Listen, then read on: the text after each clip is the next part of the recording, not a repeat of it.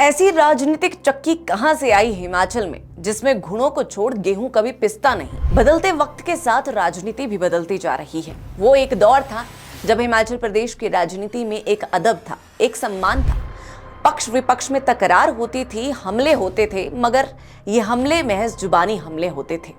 सदन के अंदर नेता एक दूसरे के कपड़े फाड़ देते थे, लेकिन सदन के बाहर गलबहियां डालते नजर आते थे। एक दूसरे के सुख दुख में शामिल होते नजर आते थे।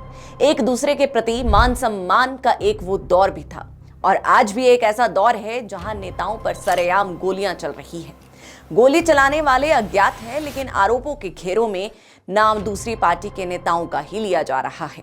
अब इसमें कितनी सच्चाई है ये हम नहीं जानते, लेकिन अगर ऐसा है तो जरा सोचिए कि आज की राजनीति का स्तर कितना गिर चुका है। आज की राजनीति कितनी गंदी हो चुकी है। हिमाचल प्रदेश में आज माफिया राज है और ये सर्वविदित है कि हिमाचल में भू माफिया, ड्रग्स माफिया, शराब माफिया, ये तीनों ही एक्टिव है। और यही कारण है कि आज हिमाचल प्रदेश का नाम पूरे देश में बदनाम होता दिख रहा है। नमस्कार, मेरा नाम है सुनैना कश्यप और आप देख रही हैं KH लाइव हिमाचल।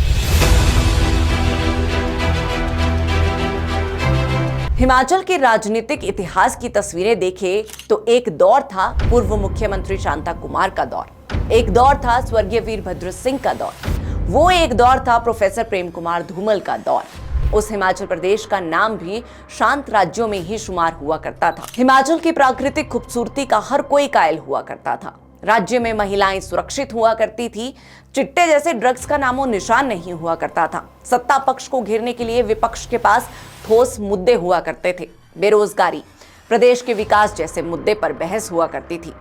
पूर्व जयराम सरकार का भी एक किस्सा हमें याद आ रहा है कि पूर्व मुख्यमंत्री जयराम ठाकुर भी जब CM बने थे तो उसके बाद स्वर्गीय वीरभद्र सिंह से वो मिलने के लिए पहुंचे और उनके पांव छूकर उन्होंने आशीर्वाद लिया था। वीरभद्र सिंह के निधन के बाद भी पूर्व मुख्यमंत्री जयराम ठाकुर ने उनसे जुड़ी कई यादों को साझा किया था।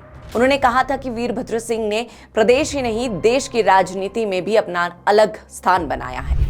लंबे अरसे तक सत्ता में रहने के बावजूद वो हमेशा जमीन से जुड़े रहे। जयराम ठाकुर के अनुसार राजनीति में कब क्या कहना है और कैसे कहना है ये वीरभद्र सिंह से सीखना चाहिए। वैचारिक दृष्टि से अलग लोगों को भी अपने साथ जोड़ने की कला वीरभद्र सिंह के पास थी।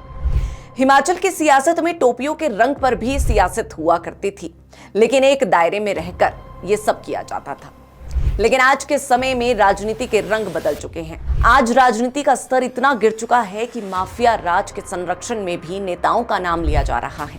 पूर्व विधायक बंबर ठाकुर पर हुए हमले ने ये सवाल खड़े कर दिए हैं कि हिमाचल प्रदेश में ये सब चल क्या रहा है। खुद बंबर ठाकुर ये दावा कर रहे हैं कि इस हमले के तार माफिया राज और भाजपा के नेताओं से जुड़े हुए हैं। अब अगर ऐसा है तो जरा सोचिए, हिमाचल के इन हालातों का जिम्मेदार कौन है? आज हिमाचल प्रदेश कहां जा रहा है? उत्तर प्रदेश जैसे राज्यों से आपराधिक घटनाएं कम हो चुकी है, जहां कभी गुंडा राज हुआ करता था। लेकिन हिमाचल जैसे देवभूमि राज्य में ये गुंडागर्दी, ये आपराधिक घटनाएं आई कहां से? ये सोचने का विषय है। इस बारे में आप सबकी क्या राय है, ये कमेंट बॉक्स में अवश्य शेयर करें।